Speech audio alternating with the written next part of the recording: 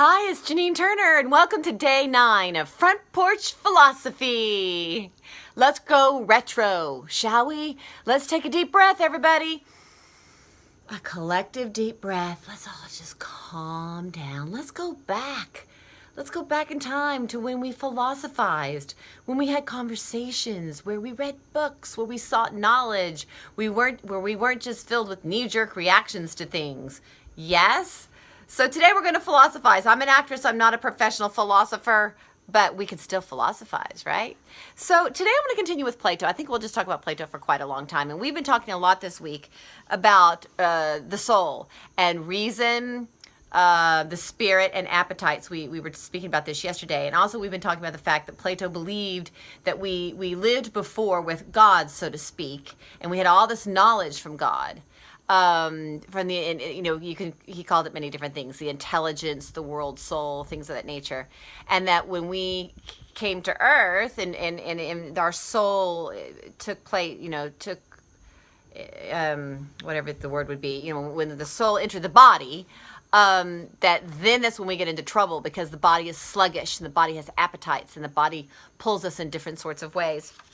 So I wanted to elaborate on this a little bit today. And I wanted to read this to you because it's really, I'm just going to read this to you. This is from Samuel Stumpf in the book, but he says, this is what I just saying. The soul leaves the realm of the forms, like God, and enters the body. It moves from the realm of the one, capital O, God, to the realm of the many, down here on earth. Now the soul is adrift in the bewildering sea of the multiplicity of things and subject to all sorts of errors because of the deceptive nature of these things.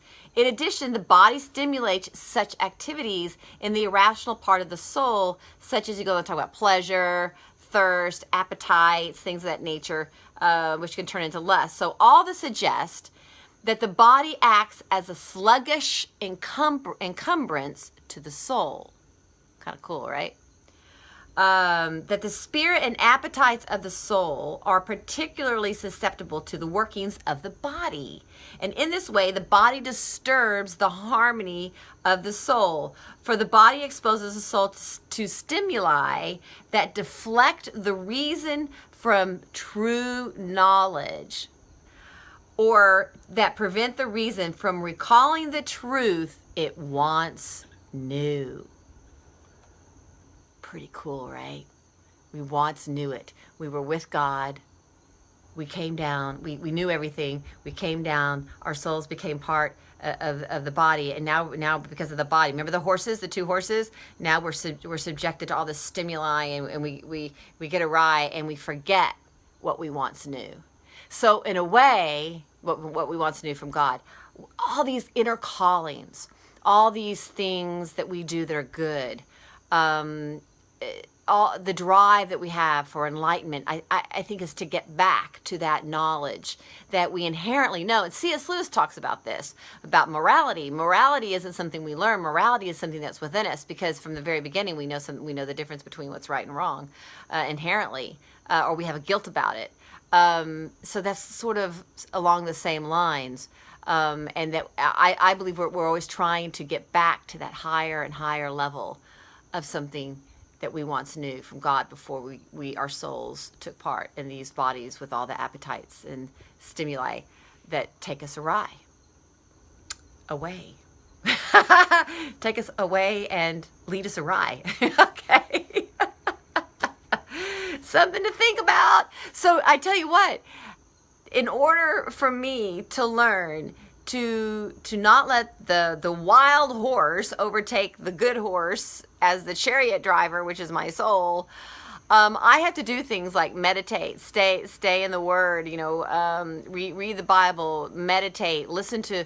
I've been listening to a lot more music lately and read and expand my knowledge and also learning real coping skills. One of my favorite is HALT.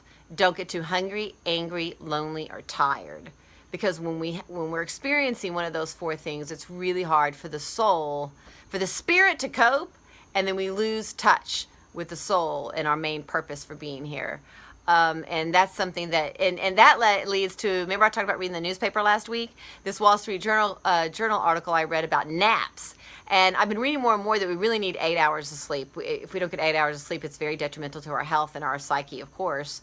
It's very hard to get 8 hours sleep, but it says if you're only getting about 6 hours sleep, it's really imperative that you take a 15 to 45 minute nap at some point during the day in the afternoon. And they had this image of someone lying in front of their desk trying to take a quick nap. So, you know, kids get to take the naps, but when we become adults, suddenly we don't get that anymore.